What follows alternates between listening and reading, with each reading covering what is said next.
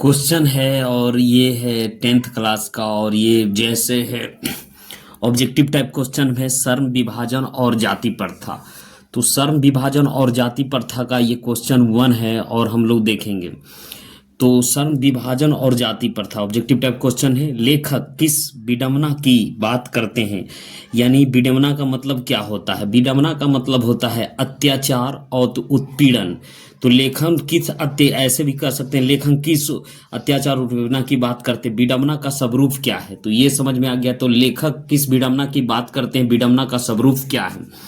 तो जब हम लोग वहाँ आंसर लिखेंगे तो इस तरीके से लिखेंगे, उत्तर में लिखेंगे लेखक डॉक्टर भीमराव अंबेडकर, यानी लेखक डॉक्टर भीमराव अंबेडकर विडंबना, विडंबना मतलब अत्याचार और उत्पीड़न की बात करते हैं। तो क्या करते हैं लेखक जो भीमराव अंबेडकर है, विडंबना यानी अत्याचार और उत्पीड़न की बात करते हुए कहते हैं कि इस युग में जाति की पोशाक की कमी नहीं है।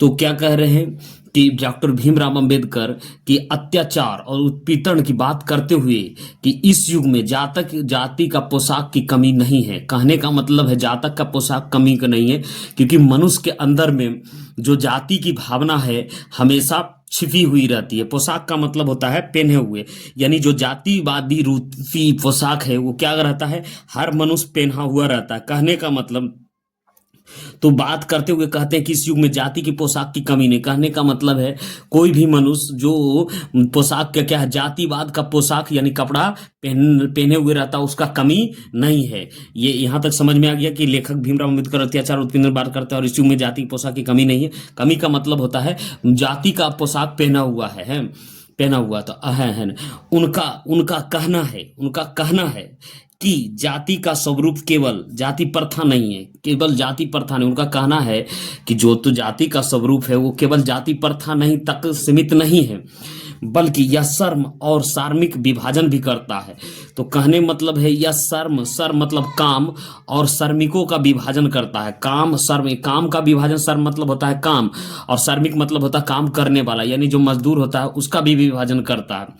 तो कहने का मतलब है, तो जाति प्रथा क्या होता है, उसका कहना है कि जाति जो उसका स्वरूप केवल जाति प्रथा तक नहीं है, सीमित नहीं है, बल्कि वो काम पर और श्रमिकों यानी मजदूरियों पर विभाजित करता है। कहने का मतलब जो जिस जाति का है उस तरीके से उसका श्रम करना पड़ेगा, उस तरीके से उसको काम करना पड़ेगा। तो यानी विभाजन करता है, यानी अलग अलग करता है। जो अस्वाभाविक है यानी असामान्य है, अस्वाभाविक है और अन्यायपूर्ण है। और कैसा है, अन्यायपूर्ण है। इसके अंतर्गत समाज में हर व्यक्तियों की उसकी जाति के आधार पर काम में विभाजित किया जाता है। तो हर व्यक्ति को क्या किया जाता है, उसके जाति के आधार पर ही काम दिया जाता है। तो उसका स्वरूप क्या है कि जो समाज में हर व्यक्ति को उसकी जाति के आधार पर कामों में विभाजित किया जाता। तो आज़ादी के पहले जो भी लोग क्या करता था, इसको कामों के आधार पर ही काम दिया जाता था, जिससे श्रमिक उनकी असल योग्यता के अनुसार नहीं, यानी उनके जो श्रमिक है उनके अलग योग्यता के अनुसार नहीं काम मिल पाता था, बल्कि जन्म के आधार पर काम बाधित किया जाता था। मतलब जिस जाति में जन्म लिया उसी के आधार पर वो काम किया जाता है। यहाँ समाज की न्यायपूर्ण और समानता मूलक व्यवस्था के खिलाफ है। और ये क्या है, समाज के न्यायपूर्ण और समानता मूलक व्यवस्था के खिलाफ है। जातिवाद के पोशाक उसके पक्ष में क्या तर्क देता है? पहले नंबर तो पोशाक के बारे में समझ लेते हैं। कोई जातिवाद का पोशाक उसको कहते हैं, जब हम लोग कोई कपड़ा पहनते हैं तो उसे क्या कहते हैं, पोशाक। इसलिए हर इस मनुष्य का मन में क्या रहता है, जातिवाद रहता है। और जातिवाद का वो क्या पहने रहता है, कभी का मतलब भीमराव अम्बेडकर का कहने का जातिवाद का वो हमेशा पोशाक पहने रहता है। और जब तक वो जीवित रहता है तो किस चीज का पोशाक पहने रहता है, तो जातिवाद का पोशाक पहने रहता है।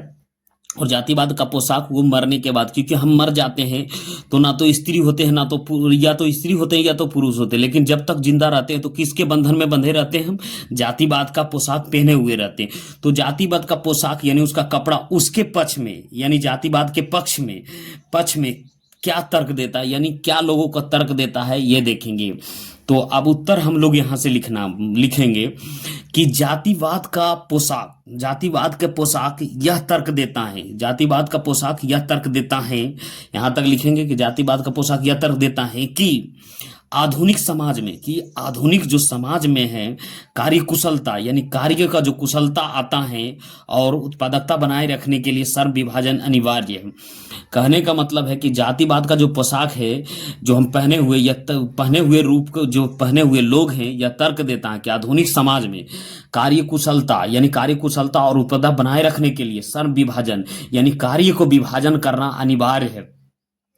तो जो जाति के पक्ष में तर्क देता है कि आधुनिक समाज में कार्य कुशलता और उत्पादकता यानी जितना उत्पादन बनाए रहे श्रम विभाजन अनिवार्य है। और उसका सबरूप क्या है, और सबरूप क्या है, उनका कहना है कि जाति प्रथा का दरअसल श्रम विभाजन का ही एक सबरूप है, यानी काम का ही विभाजन है, क्या है, सबरूप है। जाति प्रथा जो है क्या है, श्रम विभाजन का ही एक रूप है, उनका कहना है। यानी पोशाक जो पहने उनका कहना है जाति प्रथा दरअसल श्रम विभाजन का एक रूप है, क्योंकि यह जाति पोषक है, क्योंकि यह सुनिश्चित करता है कि हर एक जाति के एक निश्चित प्रकार का कार्य सौंपा जाए। वह इस सामाजिक व्यवस्था को प्राकृतिक और आवश्यक हिस्सा मानते हैं। वो क्या मानते हैं, इस सामाजिक यानी जो सामाजिक है, जो समाज में रहने वाले लोग हैं, जो सामाजिक व्यवस्था है, जो उच्च नीच भेदभाव का व्यवस्था है, जो कैसा है, एक प्राकृतिक है। और ये प्राकृतिक है यानी प्राकृतिक मतलब प्राकृतिक है और आवश्यक हिस्सा मानते हैं। प्राकृतिक हिस्सा मानते हैं और आवश्यक हिस्सा मानता है, लेकिन ऐसा तो है नहीं। प्राकृतिक हिस्सा मानते हैं जो कार्य व्यवस्थित करता है, जो क्या करता है, कार्य व्यवस्थित करता है और समाज में संतुलन बनाए रखता है। और क्या करता है, समाज में संतुलन बनाए रखते हैं। इसलिए उनका अनुसार इसमें कोई बुराई नहीं, उनके अनुसार इसमें कोई बुराई नहीं है और जाति व्यवस्था को बनाए रखना समाज के लिए फायदेमंद है। तो ये सब तर्क देते हैं। ठीक है। क्वेश्चन 3, जातिवाद के पक्ष में दिए गए तर्क पर लेखक की प्रमुख आपत्ति क्या है। यानी जो जातिवाद, अगला क्वेश्चन हम क्या दिए थे, अगला क्वेश्चन हम बोले थे जातिवाद के पक्ष में उसका पोशाक जो पक्ष दिया था कि ये है, तो उसमें लेखक की क्या आपत्ति है। जातिवाद के पक्ष में दिए गए तर्क पर लेखक की प्रमुख यानी पोशाक जो पद दिया था उसमें प्रमुख में क्या आपत्तियां हैं। तो प्रमुख आपत्ति, अब लेखक को क्या आपत्तियां, अगला पढ़े थे पोशाक ने तर्क दिया था और उसी तर्क पर तीसरा क्वेश्चन में कह रहा है लेखक की क्या आपत्तियां है। तो हम लोग यहां पढ़ेंगे जातिवाद के पक्ष में दिए गए तर्क पर लेखक के प्रमुख आपत्तियां हैं। तो लेखक को क्या है, प्रमुख आपत्तियां हैं। प्रमुख आपत्तियां हैं इस प्रकार की जाति प्रथा श्रम विभाजन का रूप ले लिया है। और इस प्रकार के जाति व्यवस्था क्या है, श्रम विभाजन का रूप ले लिया है। यानी जिस जाति का जो लोग रहेगा, जो शुरू से काम कर रहा है वही करना रहा है, तो इस पर क्या है, आपत्तियां ले लिया। और किसी भी सभ्य समाज में श्रम विभाजन व्यवस्था श्रमिकों पलों को अस्वाभाविक विभाजन नहीं करता है। तो कहने का मतलब है कि जो प्रमुख आपत्ति श्रम विभाजन का रूप ले लिया और किसी सभ्य समाज में श्रमिक विभाजन व्यवस्था श्रमिकों को विभिन्न पलों अस्वाभाविक विभाजन नहीं करता और किसी भी अस्वाभाविक विभाजन नहीं करता। यहाँ काम के आधार पर जाति को बांट दिया, यही इनके प्रमुख तथ्य और जैसे प्रमुख आपत्ति यहाँ आप लिखना चाहिएगा। तो जाति पक्ष में तर्क पर लेखक के प्रमुख आपत्ति इस प्रकार है कि जाति प्रथा श्रम विभाजन का स्वरूप ले लिया है, क्या स्वरूप ले लिया, और यह किसी सभ्य समाज में क्या है, किसी भी सभ्य समाज में श्रम व्यवस्था का सार्वभौमिक विभिन्न पहलुओं में अस्वाभाविक विभाजन नहीं करता है। तो यहां तक आपको लिख देना है। ठीक है।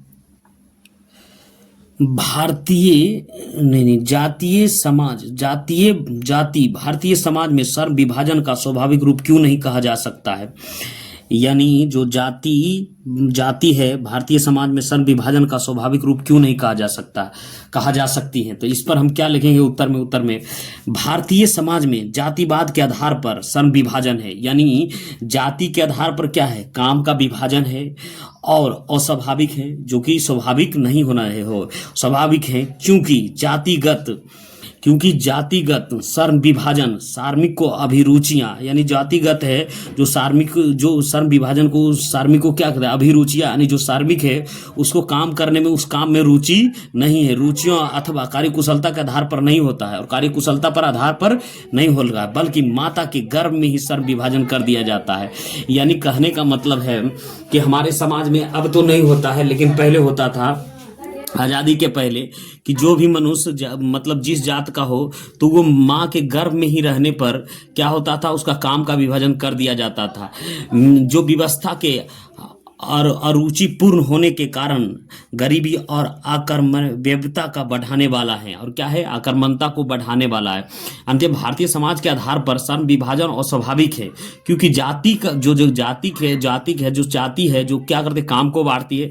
सार्मिक की रुचियों अथवा राज रुचियों भी बांट दे, कार्य कुशलता आधार पर नहीं होता, यानी जो सार्मिक काम करना चाहता है उसके आधार पर नहीं होता, बल्कि माता पिता के गर्भ में ही श्रम विभाजन कर दिया जाता है। कहने का मतलब है माता पिता, जब माता पिता उसका जो आजादी के पहले जो माता पिता गर्भ में ही रह दिया जाता था तो काम को विभाजन हो जाता था, जो व्यवस्था और अभिरुचि होने के कारण गरीबी और आक्रमण्यता को बढ़ाने वाला है ना। इस तरीके से होगा क्वेश्चन। जाति प्रथा भारत में बेरोजगारी का एक प्रमुख और प्रत्यक्ष कारण कैसे बनी है, यानी जो जाति प्रथा है भारत में बेरोजगारी का एक प्रमुख और प्रत्यक्ष कारण कैसे बनी है, तो उत्तर में हम लिखेंगे जाति प्रथा भारत में बेरोजगारी का एक प्रमुख और प्रत्यक्ष कारण है। यहां तक लिखेंगे क्योंकि भारतीय समाज में श्रम विभाजन का आधार जाति का है, यानी क्योंकि जो भारतीय समाज में है श्रम विभाजन किसके आधार पर, यानी काम का विभाजन किसके आधार पर है, जाति के आधार पर। चाहे श्रमिक कार्य कुशल हो या नहीं हो, यानी उस जाति का कार्य कुशल हो या नहीं हो, उसे कार्य में रुचि रखता हो या नहीं हो। इस प्रकार हम कह सकते हैं कि जब शारीरिक कार्य करने में ना दिल लगे ना दिमाग लगे तो कोई कार्य कुशलता पूर्वक कैसे प्राप्त कर सकता है। यही कारण है कि भारत में जाति प्रथा बेरोजगारी का प्रत्यक्ष और प्रमुख कारण बना हुआ है। तो इसको हम लोग एक लाइन में भी दे सकते हैं, नहीं तो धीरे धीरे हम दे सकते हैं। किस तरीके से देखते हैं, जाति प्रथा भारत में बेरोजगारी का प्रमुख और प्रत्यक्ष कारण कैसे बनी है। तो जब हम एग्जाम में लिखेंगे तो किस तरीके से लिखेंगे, इस तरीके से जाति प्रथा भारत में बेरोजगारी का एक प्रमुख और प्रत्यक्ष कारण है। यहां तक लिखेंगे क्योंकि भारतीय समाज में सार्मिक विभाजन का आधार किसका है, जाति का है। सार्मिक क्या है, सार्मिक का विभाजन किसके आधार पर है, जाति के आधार पर है। चाहे वह सार्मिक कार्य कुशल हो या नहीं, उस कार्य में रुचि रखता हो या नहीं। इस प्रकार का हम कह सकते हैं कि जब सार्मिक कार्य कुशल में ना दिल लगे और ना दिमाग लगे तो कार्य कुशलता पूर्वक कैसे प्राप्त कर सकता है। यही कारण है कि भारत में जाति प्रथा बेरोजगारी का प्रत्यक्ष और प्रमुख कारण बना हुआ है। इस तरीके से हम लिख सकते हैं, ठीक है। लेखक आज के उद्योगों में गरीबी और उत्पीड़न से भी बड़ी समस्या किसे मानते हैं और क्यों। तो लेखक है आज के उद्योग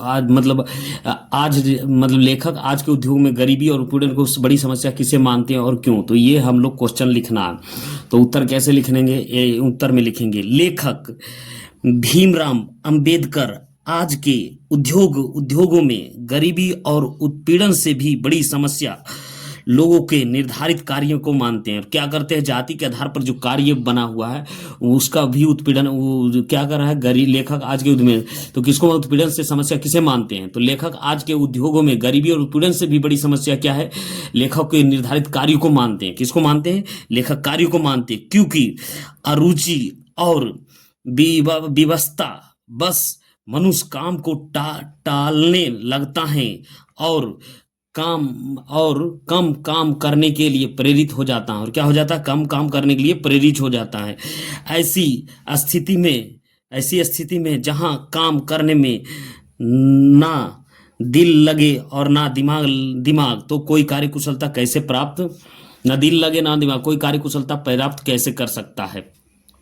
तो कहने का मतलब है, तो इसको किसके उत्पीड़न में मान सकता है, लेखक आज की गरीबी में उत्पीड़न की समस्या किसे मानते हैं, तो निर्धारित जो काम है, क्योंकि अभिरुचि व्यवस्था मनुष्य तो काम टालने लगता है और ऐसे काम करने में उसे प्रेरित हो जाता है। ऐसे स्थिति में जहां काम करने में ना दिल लगता है और ना ही दिमाग, कार्य कुशलता कैसे प्राप्त कर सकता है। तो इतना आप लिख सकते हैं, ठीक है। लेखक ने पाठ के किन पहलुओं में जाति प्रथा को एक हानिकारक प्रथा के रूप में दिखाया है। तो इसका क्वेश्चन आंसर हमको जब लिखना है तो यहां से लिखना है। लेखक ने पाठ के विभिन्न विभिन्न पहलुओं में जाति प्रथा को एक हानिकारक प्रथा के रूप में दिखाया है। तो क्या कर रहा है, लेखक ने पाठ के विभिन्न पहलुओं में जाति प्रथा को क्या है, एक हानिकारक प्रथा के रूप में दिखाया। यहां तक लिखना है।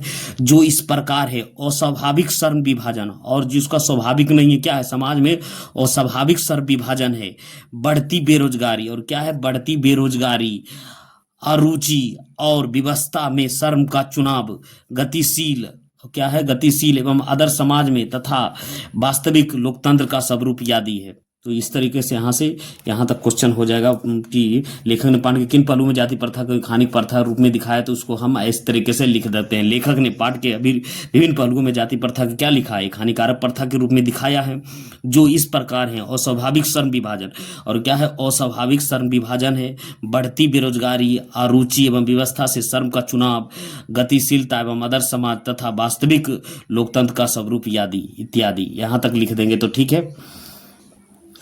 सच्चे लोकतंत्र की स्थापना के लिए लेखक ने किन विशेषताओं को आवश्यक माना है, यानी सच्चे लोकतंत्र की स्थापना के लिए लेखक ने किन विशेषताओं को आवश्यक माना है। तो उत्तर में क्या लिखना है, सच्चे लोकतंत्र की स्थापना के लिए लेखक ने अनेक विशेषताओं को आवश्यक माना है। क्या लिखना है, लेखक ने अनेक विशेषताओं को आवश्यक माना है।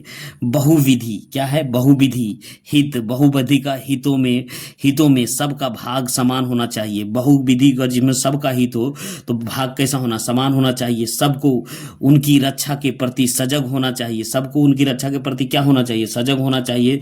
तात्पर्य यह है कि हम समाज में दूध और पानी के मिश्रण की तरह भाईचारा के भावना होनी चाहिए। हमें साथियों के प्रति श्रद्धा और सम्मान होना चाहिए। हमें क्या होना चाहिए, साथियों के प्रति श्रद्धा और सम्मान होना चाहिए। श्रम विभाजन और जाति प्रथा का पाठ का सारांश लिखे। ये देखिए, आप किताब भी पढ़ेंगे तो ठीक है, नहीं पढ़ेंगे तो यहाँ से एकदम सिंपल वे में समझ जाएंगे। आज के युग में भी जाति प्रथा का वकालत सबसे बड़ी विडंबना है। तो विडंबना हमने बता दिए थे, अत्याचार और उत्पीड़न बताए थे ना। आज के युग में जाति प्रथा का वकालत सबसे बड़ी विडंबना यानी अत्याचार उत्पीड़न है। ये लोग तर्क देते हैं कि जाति जो प्रथा है श्रम विभाजन का एक रूप है। ऐसे लोग भूल जाते हैं कि श्रम विभाजन सार्मिक विभाजन नहीं है। सार्मिक विभाजन निसंदेह आधुनिक युग की आवश्यकता है, सार्मिक विभाजन नहीं है। जाति प्रथा सार्मिकों को अस्वाभाविक विभाजन और इनमें ऊंचे नीचे के भेदभाव कराती हैं। वस्तुतः जाति प्रथा को श्रम विभाजन नहीं माना जा सकता है। जो जाति प्रथा को श्रम विभाजन नहीं माना जा सकता है, क्योंकि श्रम विभाजन मनुष्य की रुचि पर होता है। श्रम विभाजन क्या होता है, रुचि पर होता है। मनुष्य का श्रम विभाजन मनुष्य की रुचि पर होता है, जबकि जाति प्रथा मनुष्य पर जनमान पेशा थोप देती हैं। मनुष्य की रुचि अरुचि इसमें कोई मायने नहीं रखती हैं। ऐसी हालत में व्यक्ति अपने कामों को टल्लू ढंग से करता है, ना कुशलता आती है, ना श्रेष्ठ उत्पादन होता है। चूंकि व्यवसाय में उच्च नीच होता रहता है, अतः जरूरी है कि व्यवसाय बदलने का विकल्प, चूंकि जाति प्रथा में पेशा बदलने की गुंजाइश नहीं है। और क्या है, जाति प्रथा में पेशा बदलने की गुंजाइश नहीं है। इसलिए यह प्रथा गरीबी और उत्पीड़न तथा बेरोजगारी को जन्म देती है। यह प्रथा क्या है, गरीबी को जन्म देती है, बेरोजगारी को जन्म देती है। भारत की गरीबी और बेरोजगारी क्या मूल में जाति प्रथा ही है। क्या है, मूल इधर होगा, मूल में जाति प्रथा ही है। अतः स्पष्ट है कि हमारे समाज आदर्श समाज नहीं है। स्पष्ट है कि हमारा समाज आदर्श समाज नहीं है। क्यों नहीं, क्योंकि जातिवाद है। आदर्श समाज में बहुविधि हित में सबका भाग होता है। बहुविधि हित में क्या होता है, सबका भाग होता है। इसमें अथवा संपर्क के अनेक साधन एवं अवसर उपलब्ध होते हैं। लोग दूध पानी की तरह मिश्रण रहते हैं। इसी के नाम लोकतंत्र है। इसी का नाम क्या है, लोकतंत्र है। लोकतंत्र मूल रूप से सामूहिक जीवन चर्या है। क्या है, लोकतंत्र सामूहिक रूप से क्या है, दिनचर्या है और सम्मिलित अनुभवों का आदान प्रदान का नाम है।